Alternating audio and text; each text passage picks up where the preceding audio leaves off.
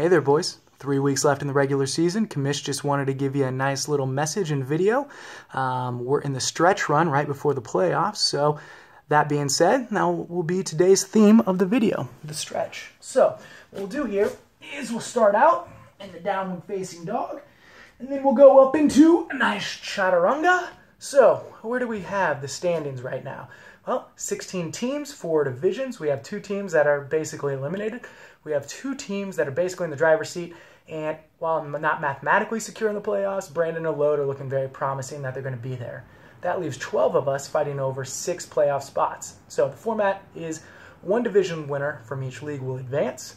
That leaves 4 wildcard spots from any division, any mix. So that's how that will be going.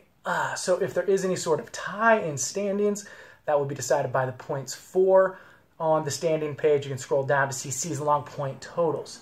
Now, as we pop up and transition to Warrior 2, stretch it out. Knee over heel, but not overextending beyond the ankle. Hands in the air, we'll lean forward, stretch it out.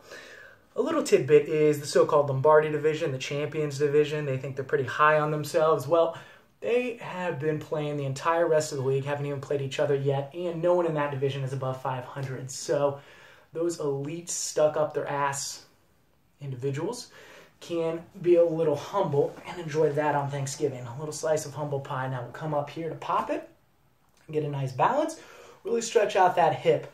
Notice it's the winter months, haven't had a lot of suns on the leg guns, if you will. So, all right, so this time of year, what is going to make this 3-week stretch fun?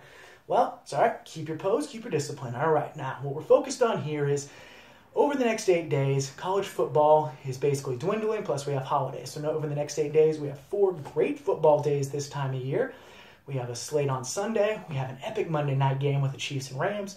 2 days later, we're busting into Thanksgiving football. 2 more days later, 2 off days, and boom, there we are, another Sunday football day. So next 8 days, going to be exciting as we get through the next 3 weeks of fantasy football playoffs. Also, we're going to come down here. We're going to get into a nice pigeon pose. Get that leg up. Bring it up and through. Set it down. Get the hips low. Really get that T-band going, you know? So, another factor as we embrace this will be the bye weeks. Right now, we're in the middle of 6 teams on a bye this week, but it doesn't seem like it because 5 of those teams are just trash. 49ers, Browns, Dolphins, yeah, Matt, they're bad.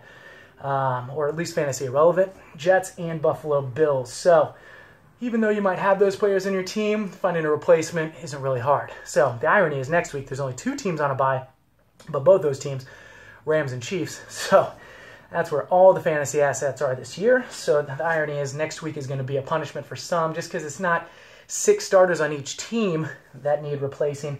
Those are elite meat and potato players sitting top 5 at each of their positions that make it very interesting what owners will do.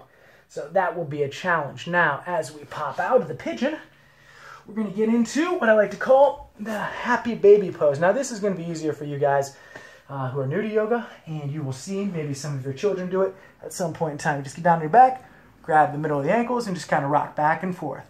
Is that a nice shot of my bum? Yeah, you guys like that. Now, as we talk about this, I think a lot of people will be thinking, I don't have a lot of faith in my team this year. And we'll get back up, and we'll transition into the hero pose. And while you don't have a lot of faith in your team, you want to spread out all 10 toes under your ankles. And then sit on it and lean back. Get a nice pop. This prevents the turf toe. Really nice for those dome athletes out there. And the turf monster will get you. So, if you don't have a lot of confidence in your team this year, no worries.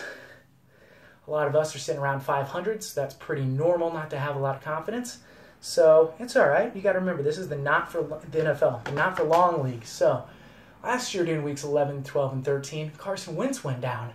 Someone who's feeling really good about their team, top quarterback in the league, and then boom, ACL torn. Not to mention, Barnett had him, and Alshon Jeffrey.